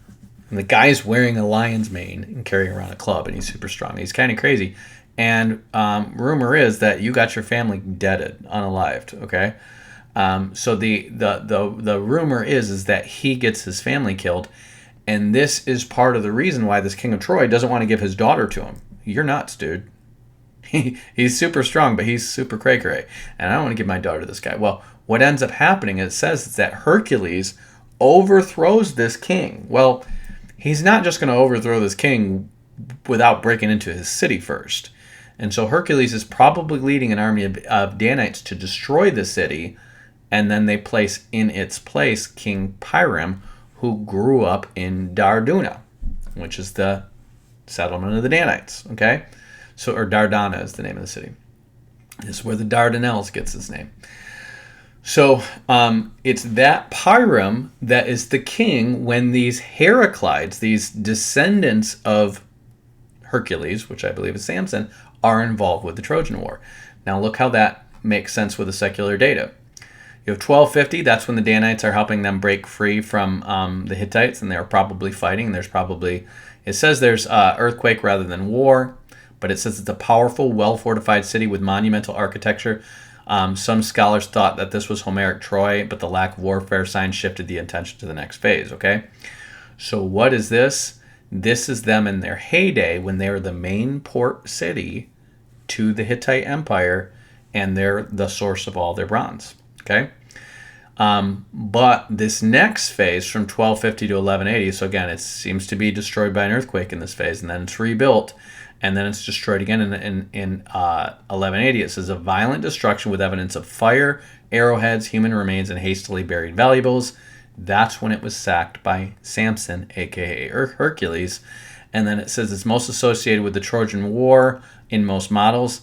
This is not the Trojan War from Homer, because it's going to be sacked again by the descendants of Hercules. So we know he accounts him killing the king and replacing him. Okay, well, you don't do this without breaking into a city and destroying the city. Okay, so what you do is you have this a violent destruction. So they break into the city with armies, and they pillage it, and they plunder it, and then these guys rebuild with Pre-Trib as king, and then you see Pre-Trib as an old man when it gets destroyed again, and this is 130 years later. This is probably the destruction under the Heraclids. And it says burned and abandoned in successive phases. So what happens? They destroy it again. It says the post-Trojan War, and that takes you into the reign of King Saul, which makes room for Menelaus coming and visiting Hiram, which would have probably been a younger king during the days of Saul. And again, if he's related to the Trojans, that would make sense, because the Trojan War, they're friends in the beginning of it, and then they fight over what's-her-face, Helen of Troy, and they destroy the city over this. But they're not always enemies, okay? So the Trojans and the Greeks who are right next to him, they seem to come, and then Menelaus, who is actually from Sparta, I believe. These are Danite cities. So you have Mycenae, I think, is where Agamemnon rules from, and Menelaus rules from Sparta, I believe. And those are Danite cities. So Menelaus and Agamemnon might both be Danites, and by this time you have Danites living among them, because he's sending a Danite from Tyre to go help on Solomon's temple in the next generation. So they've been among them for a while. So again, we have these later phases we're not going to count. It's these main ones, and this is going to correspond with the Bronze Age collapse right here. Well, what happens? It's the alliance between the Danites and the Trojans that keep the bronze flowing. And when the Danites destroy Troy, the bronze flow to the Middle East stops. That ends the Bronze Age. That's what happens. So for all of that to work, and this seems to work with everything here, again, we can't have Samson destroying the 5 lords of the Philistines and their temple to Dagon right here, because you have these guys taking the ark and bringing it to the temple of Dagon. It would have to have happened a century earlier, and then they would have had to have rebuilt it by that time, rebuilt their armies by that time. And that makes sense because the Philistines are a consistent thorn in their side. And so what you have is you have the Philistines being killed at the days of Shagmar around 1240, but he just kills like 300 of them or 600 of them. And then they're going to make a comeback. This is 60 years later in the days of Samson, and we see them being strong against the Judahites and keeping the Judahites oppressed. The Judahites are scared of the Philistines. Okay? Well, it's during this time that the Philistines are oppressing the Judah, and they actually have fortified cities right up in the mountains of Judah. And then you also have in the south, in the lowlands of Judah, you have the Midianites and the Amalekites raiding everything, which Gideon's going to stop. And then in the north, you have Hazor taking over all the highways. So this actually makes perfect sense. All of this is happening at the same time. It's the Philistines in the west. It's the Gideonites in the, it's the Midianites and Amalekites in the south. And then it's in the north, Hazor. And the only place where they're not being oppressed by their enemies is in the east on the other side of the Jordan, but that's where they're not sending people over to help. See, in every other direction, they're being oppressed. And so these people on the other side are sitting here going, we're not sending our armies over there. We're to fight all the Philistines and the Canaanites and the Midianites and the Amalekites, and then having our territory here getting taken over, okay? And what happens with them? Well, within 63 years of that, that's when the Ammonites take over their stuff. It's not even 63 years. You want to add those 6 years plus 18 years. So it's within 40 years of that. 35 years of that. That's when the Moabites do. So you see these directions, north, south, west, and east. All of this takes place within about 50 years. That's every single side of them is being oppressed because they're worshiping idols on every side. So you see them the Philistines get their butts kicked at the end.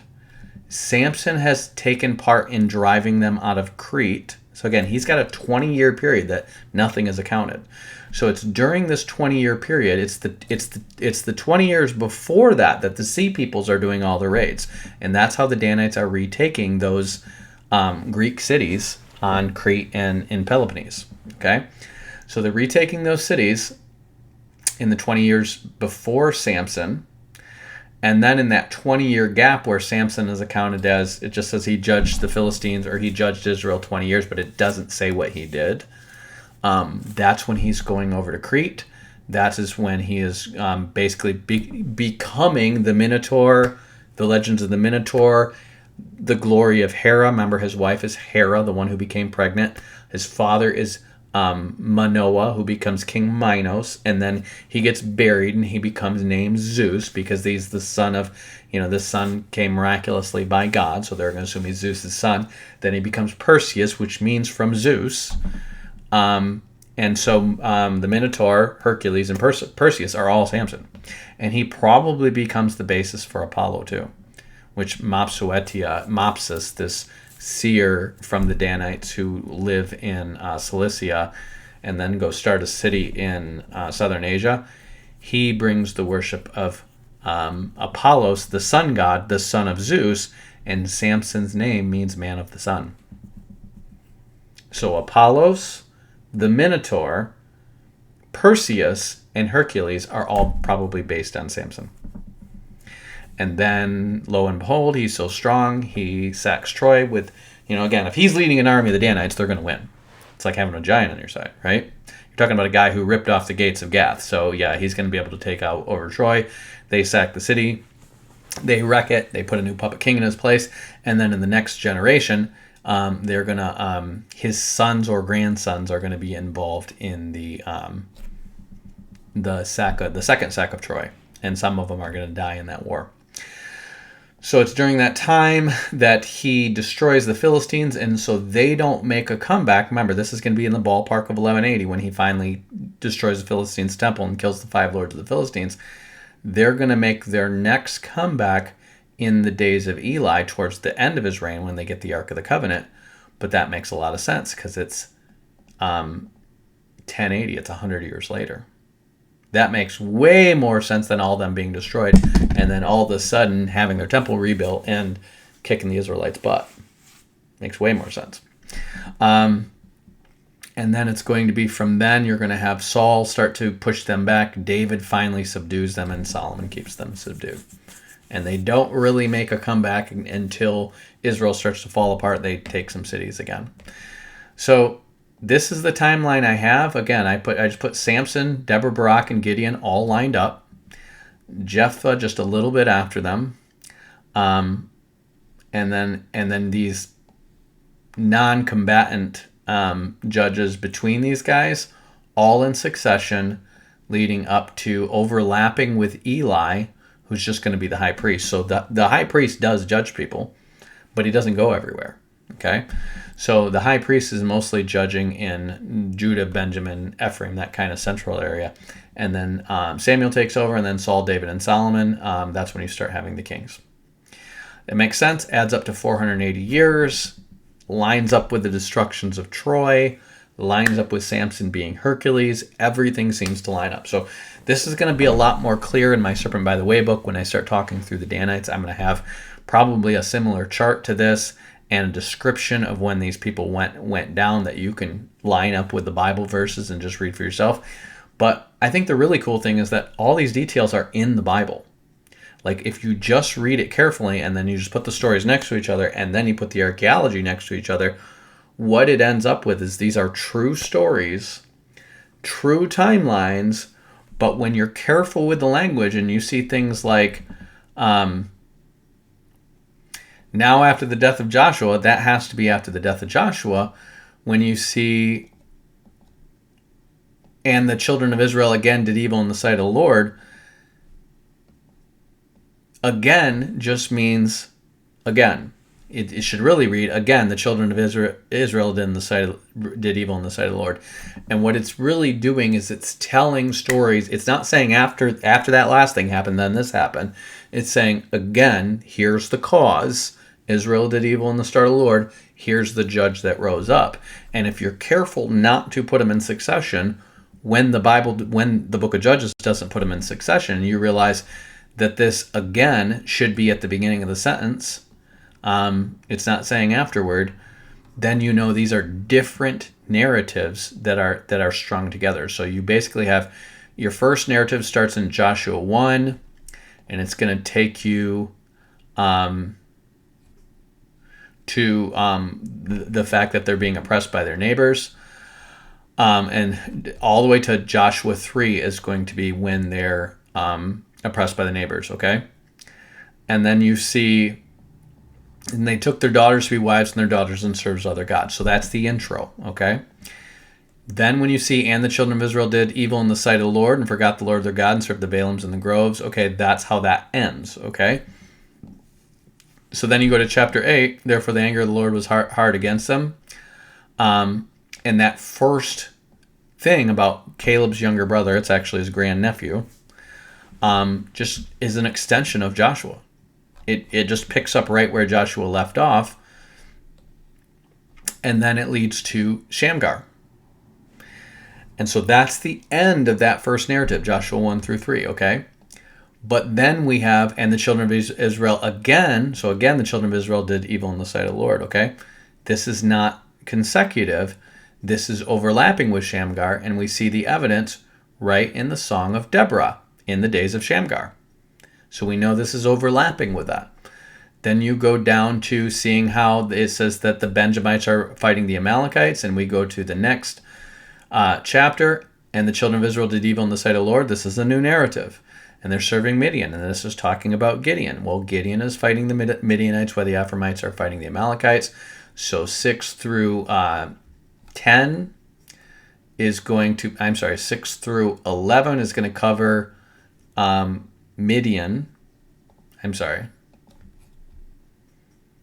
is going to cover Jerubbaal or Gideon through his son Abimelech. Halfway through 6. So Judges 10, it says, and the children of Israel again did evil in the sight of the Lord and served the Baalim and Ashtaroth. So it says, Jair died and was buried in Canaan. That's the end of that narrative. This, again, they did evil in the sight of the Lord. Now we're starting a new narrative. And that is going to take us to the end of the life of Jephthah and also the elders that came after him. And so we're going to see the Moabites get beaten by Jephthah. He sacrifices his daughter or puts her up for virginity, one of the two. And then the Ephraimites are going to get ticked off that they didn't get to take part in it. And they're going to have civil war between the Ephraimites and the Gileadites that seems to go on for probably a generation. And during that generation, he's going to judge them for 6 years. He's going to die, and then Isban is going to judge, and he's of Bethlehem. Probably that civil war has ended by that time. And then Elon, the Zebulunite, is going to judge Israel. And then Abdon, this is of Hillel, a Parathonite. And I believe a Parathonite is from Ephraim. It says, was buried in Pirathon in the land of Ephraim in the mountain of the Amalekites. So it seems like that's an Ephraimite. And then it says, and the children of Israel did evil again in the sight of the Lord, and they're filling the Philistines. Okay? So again, this is a different narrative, but this narrative was not consecutive. It's going to go way back here. And then you're going to go forward from there. In 13:18 is going to be the Danites taking the city, and that's going to be before Samson. It's going to be all the way back to the beginning. And then 19 is going to be the Benjamites, and that's going to be before Samson. So those last three stories that get slapped on in the end, which mostly go back to the early parts, actually go here, here, and here. And that actually leads you up to the explanation of why are the Judahites not involved here? And what happened to the Danites? Where did they go? And what are they doing? And you just plug in the Bronze Age collapse, and the answer is they're delivering the Greeks from the Hittites, and then they're sacking Troy. That's what they're doing. And then they're taking control of the bronze trade, which they have for about a century. And then the Bronze Age collapse happens. And what happens when the Bronze Age collapse happens? All of a sudden, the Jews have to go to the Philistines to get their weapons sharpened. Why? The Bronze Age collapse happened. Now see, if they had bronze, they would have been able to use bronze weapons and they could sharpen them themselves. All you need is a whetstone to sharpen bronze. But if you need to sharpen iron, which is harder, you need better processes. You need somebody to be able to heat that up in furnaces, and you need to be able to keep these furnaces heated, which means there's always smoke rising from them. And if you're oppressed by the Philistines, they look for where the smoke's rising, and they say, there's a blacksmith, and they take him out, and they take his tools, they take his stuff, and they don't allow blacksmiths, so they have to go to the Philistines to get their stuff sharpened. And that is what is like in the days of Samuel and Saul. By this time, the Philistines have control of metalworking, because this is the beginning of the Iron Age. The Bronze Age has collapsed, and lo and behold, you have the Danites controlling things from 1180 to around 1080. But when they sack Troy that second time, the Israelites do not have access from to the bronze through Haifa and Joppa like they did before. They have to get it they have to get iron from the Philistines. And the Philistines keep them oppressed and keep them from being able to sharpen iron. They wouldn't have that problem with bronze, because bronze you can heat up in a campfire and you can sharpen it with a whetstone. But iron, you need to heat up in a hot furnace and sharpen it with a wheel that keeps spinning, and it's just a harder metal. So I hope that all makes sense to you guys. Again, the details of Samuel and Judges, the details are so pertinent to the timeline. When people try to debunk this and say it's crap, it doesn't make any sense, it's like, it's because they're not trying. They're trying to debunk it. They're not trying to align it. When you're trying to align it, you're just like, well, wait a minute. Why are the Tuatha De Danann showing up? Why are these cities said that they're made by a Danan? Why are they saying that these godmen are descendants of a Danae or a Hera, which are Hebrew words, and it sounds like Danite woman? Why are the Trojans and the Greeks, why do they keep mentioning these Danans and the Danoi while the Egyptians are mentioning the Denyen, who are called by the Hebrews Danium? And if you understand that their languages would have been pronounced different, we look at Danoi and say Danoi, but what they look at is say Dan-ai. Okay? One of the ways the Hebrews would say Dan-ai, so remember, the Greeks are going to put their stuff into phonetic alphabets hundreds of years later. So Dan-ai, how are they going to put it? Dan-ai. And we look at that and pronounce it how we would pronounce it in English and say Danoi. No, it's Dan-ai. We look at Jove, which is what they call God, and they say, oh, that's Jove, because that's how we'd pronounce that in English. And it's like, no, it's Jehovah. Jehovah. Because they didn't always slap the vowels on everything. Okay? So it's Jehovah is Jove. Danoi is Dan-ai, which is how you would say Dan-ai or Dan-ayim. A Danite, you would call him a Dan-ai, an individual. When you say the Danites, you would say Dan-ayim. And that sounds just like Dan-yin, Dan-yin. And the Egyptians and the Hebrews are going to move M's and N's around all the time. So then you have Danae. You have D-A-N-A-E, and they say there's this woman called Danae, because we're pronouncing it how an English person would pronounce it, and it's Dan-A-E. Dan-A-E, D-A-N-A-O-I, or D-A-N-O-I, Dan-O-I, Dan-A-E. It's two different ways of spelling the same thing. Danny-yen and Danny-im are the same thing. Okay? They're all saying the exact same thing. It's just that they're transliterating it centuries afterward, and then we're transliterating it, and we're saying, oh, they must pronounce things like we pronounce things. That's not how this works. You have to look for the connections that make sense. And the Danites being there before and after the Israelites. And this is why these people are like, oh, the Danites weren't an Israelite tribe. Yes, they were. They just founded other cities while they were friendly with the Egyptians. And then they went and got those cities back, and that's why they're on their ships and not fighting with the Israelites. This is really, really simple. They're there. What are they doing while these guys are fighting these guys? They're destroying Ugarit and the surrounding cities. They're destroying everything but Tyre, which is who they're married in with and have relationships with. And then they're going to go to Troy. The ancestor, or probably the people who founded Tyre are probably from Troy. And then they're going to marry in with them, just like they're married in with them in Tyre. And then they're going to have another city across the way called Tyrans, which they're married in with them there. People are like, oh, the Tyrans are Greeks. And it's like, no. The Greeks are a mixed people. They're mixed of Egyptians and Danites and Trojans and the four tribes of the Greeks that come from Javan. And when you accept that, just like everywhere else in the world where people are mixed, they have central trade routes to the rest of the world. They're going to have mixed people there because merchant class people are going to come there and other people are going to sack them and move in and take over and dominate, and you're going to have people who are going to marry in together. And while we're talking about people marrying, I found another cool thing today. Aaron was married to the sister of the prince of the Judahites. I didn't realize this until yesterday. So the prince of... Come on.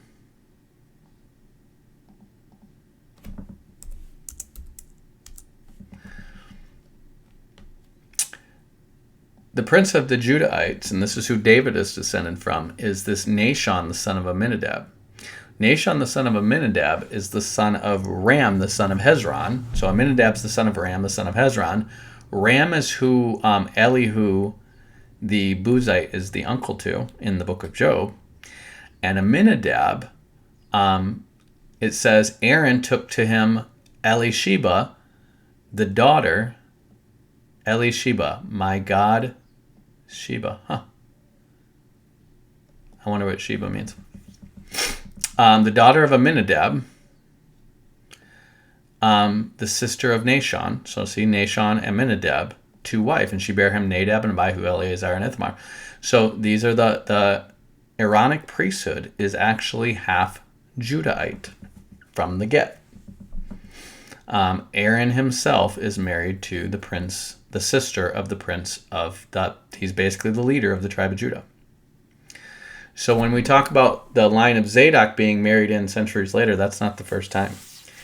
Aaron's son Phinehas is actually half Judahite. And he's not just half Judahite, he is actually half Judahite from the line that David comes from. Or maybe he's a quarter Judahite, depending on who his mother was. So anyways, Just thought you guys keep track of these things. It's these little details that keep yielding more clarity in terms of the biblical record. And again, you're going to have a legit 480 years in here. That makes sense. This consolidation and change, again, all you're basically doing is you're moving the story. You're putting the story of Samson and Gideon and Deborah all kind of side by side. So you see 20 and 40, 40 and 20. And then this is at the tail end of that. And all those conclude around the time of the first sack of Troy. So what is Samson doing when he shows up in Gath and he's sleeping with a prostitute and then he rips off the door on the wall and then he comes back and he gets seduced by Delilah? He probably just got done sacking Troy. And it's like a few years after that. I think he's 3 years grinding in the mill and then he destroys them.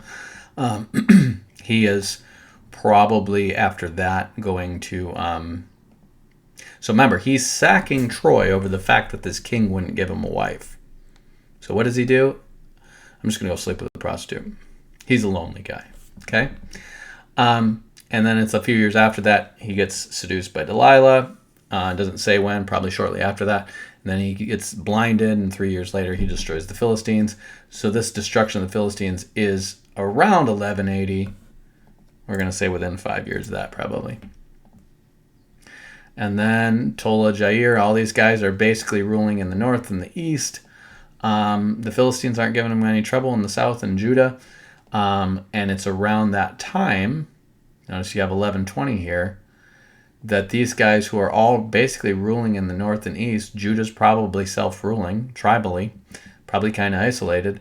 And then it's out of that Eli is probably judging civil matters. Because he is going to die in 1120. Or he's going to start judging in 1120, but you're probably just having the priesthood dealing with most of the judgment in Judah and that northern or that southern surrounding region.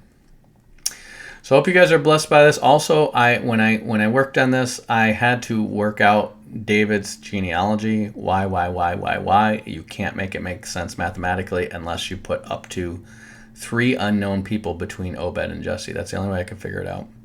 I have tried to stretch this out to these guys giving birth to kids in their old age. We know Boaz gave birth to Obed in his old age, but there's no way you can stretch it out. It describes Obed being born as if this is Ruth's firstborn kid with Boaz. So you can't work that out any other way. It describes in the book of Matthew that Selma has Boaz with Rahab. So it's one thing you're saying someone's the son of or he begot them and that's saying it's a descendant.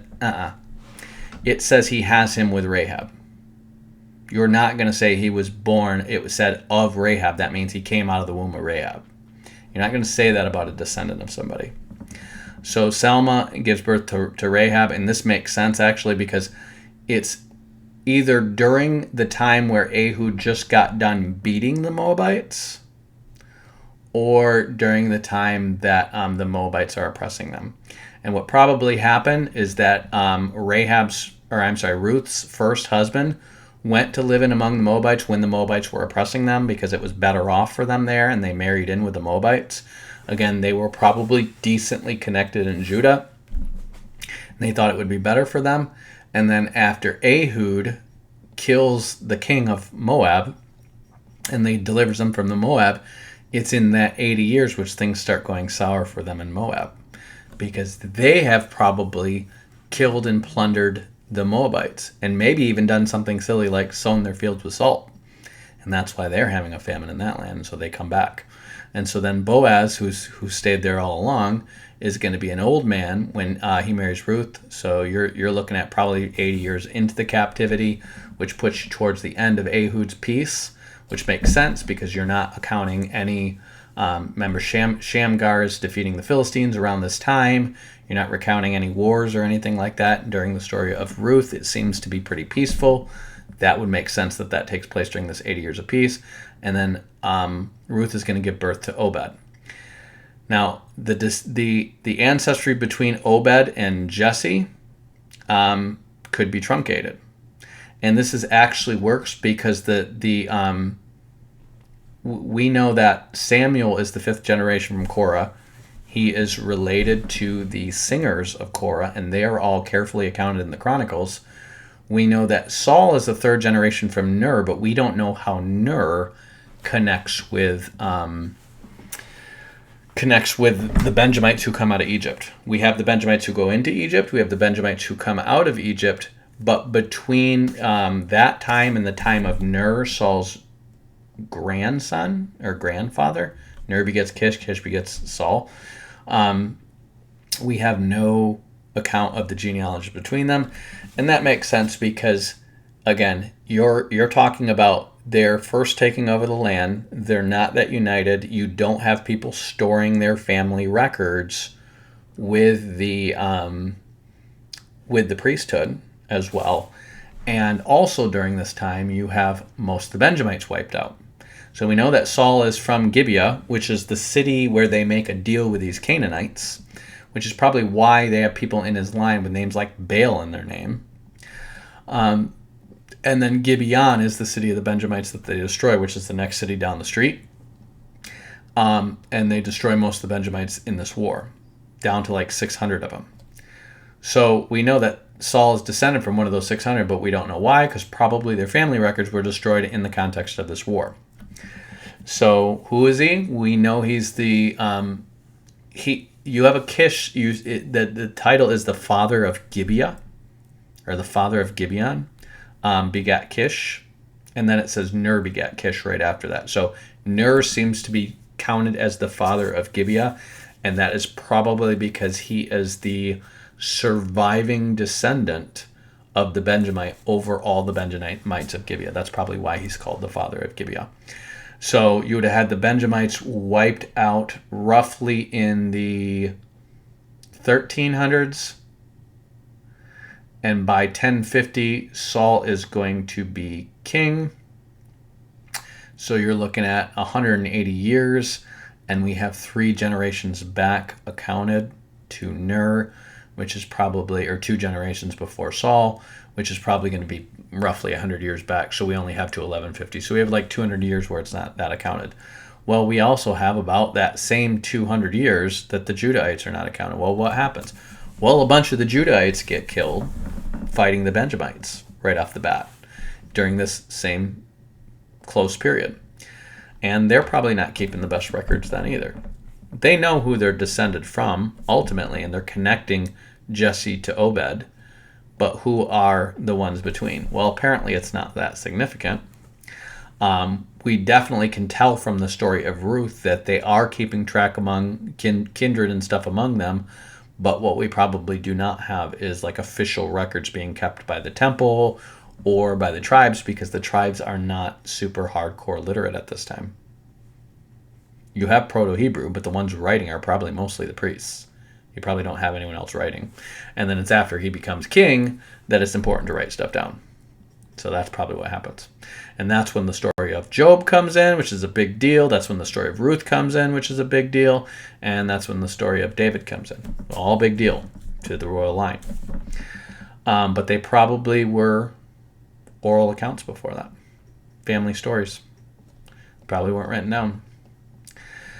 So, hope you guys are blessed by this. Hope that helps you understand the Bible a little bit more. And I'm going to get back to my life. Batman out. Peace.